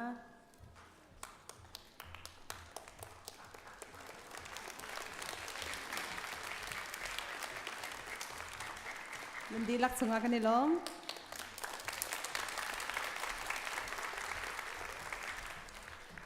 tu bantu ki sang la zuam nak achol chang mi hi thla chua tak tak asin nan chunga kan lom tu nan da thain na ba nak vial te pathian in chu an ha se in hin chu ICBC Sunday si valai chung pia thla thiangin thong tha aphuang tu kri phabu kan si ti kha lunglop na kan chete chawan chim tak tampi ka du nan chunga kan lom tok pathian in chu an ha se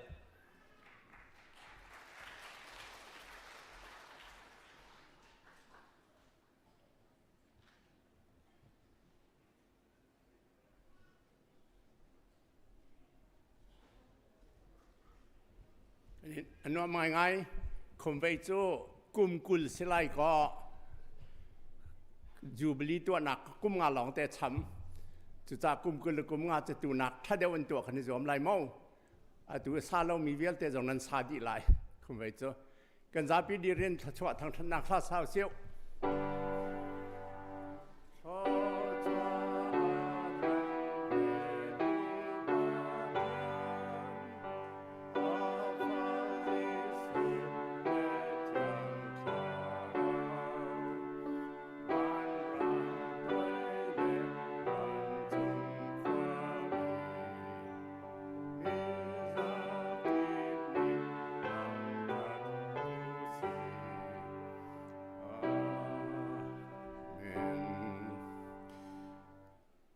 ป้าประคตเปียกเตียงอินนักกันโดตูกันป้าประเทียนโดดนักเล่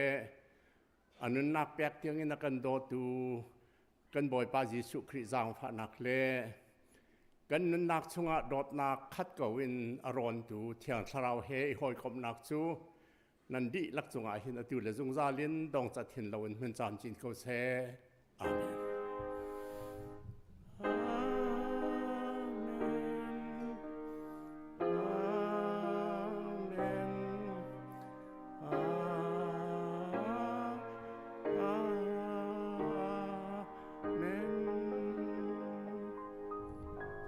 เทียนนี้ชัวร์เจ้าหน้าเสะกันต้องทันไล่ไม่จัด